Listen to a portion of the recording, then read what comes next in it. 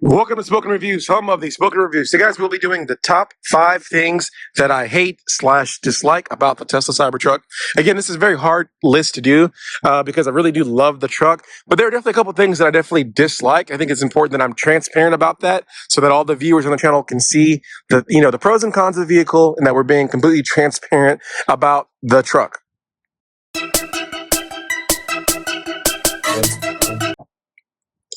All right, guys, coming in at number 1 on the list is going to be the smudges on the surface. You guys can probably see some of the smudges that are going to come across.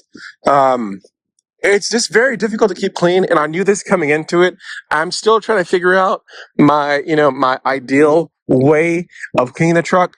I think what I've come down to is if I spray my my cloth with the glass cleaner and then I wipe it off, I get the best, removal of the smudges. But if I spray directly on the truck, it actually almost feels like it makes the smudges worse. So again, spray your rag and then wipe the truck. To me, this seems to be the best. But again, that's going to be number 1 of the things I dislike, the smudges. All right, guys, coming in number 2 on the list is going to be the delivery process. Again, pros and cons to the delivery process. I'll point out things that I don't like. I don't like the fact that they don't let you look inside the truck before accepting the truck. So basically, if anything's wrong inside, it's now an issue of deal with it post-delivery, as opposed to, hey, let's figure this out right now. Do I want to accept the truck? Do I not want to accept the truck, right?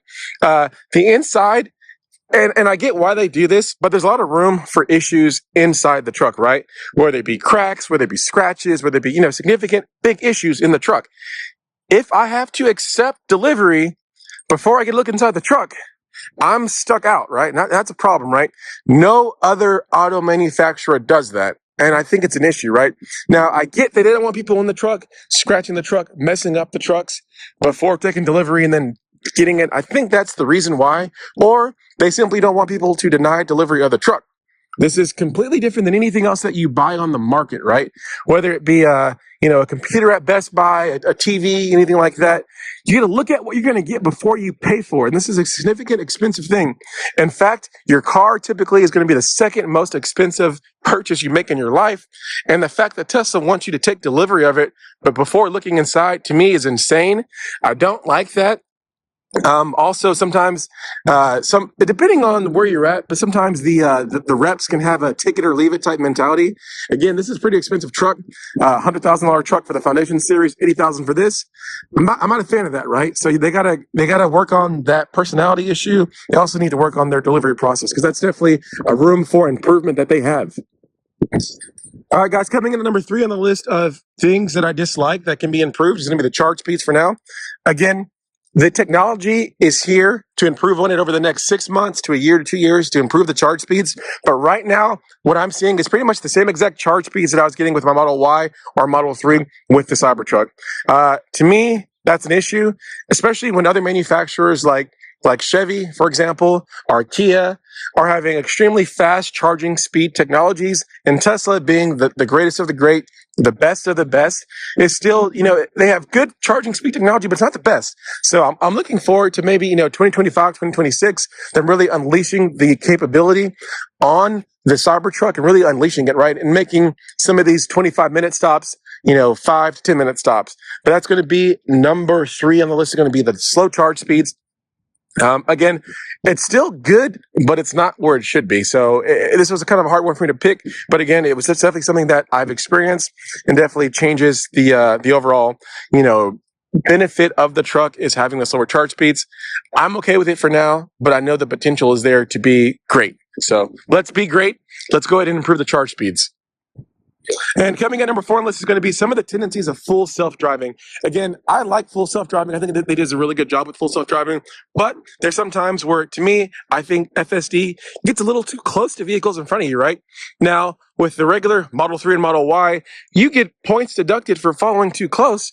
But for whatever reason, the full self-driving on this, instead of leaving like 2 to 3 car lengths, it's almost like 1 car length away sometimes, right? Which makes me a little uneasy. Sometimes I've intervened and I've hit the brakes. I've slowed down the speed because it does that. Now, also, the other thing that kind of bothers me with full self-driving is it doesn't maintain the speed. So in the open road, if I have it on 75, because speed limit 75, the truck will start drifting lower.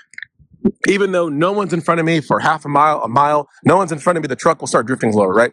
So FSD is great. It's awesome, but there's still room for improvement. So hopefully, I'm curious what you guys think about that. You guys have a Cybertruck and your FSD.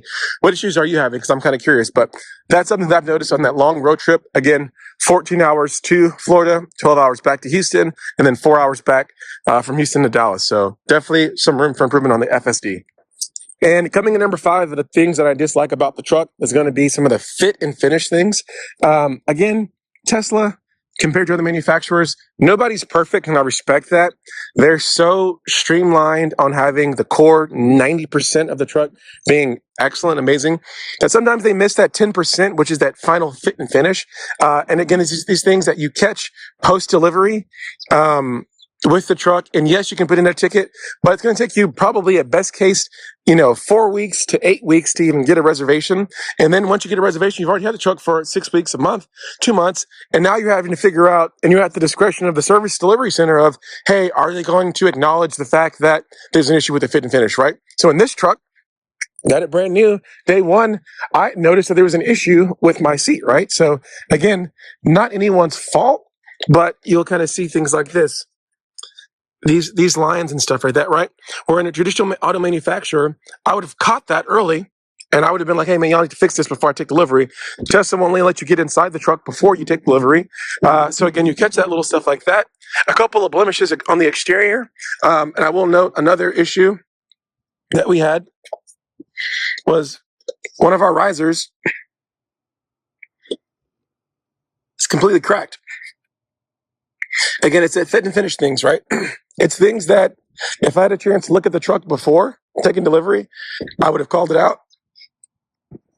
All right, guys, thanks for watching this quick list of the top 5 things that I dislike about the truck. Again, very hard to make this list because I really do love the truck.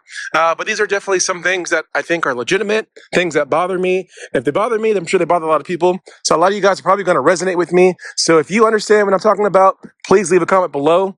If you have another issue that I didn't mention that bothers you, you might love the truck, but something bothers you, leave it below too so we can have the conversation in the comments. I think it's very important as a community, especially on this channel, that we have these interactive conversations with each other.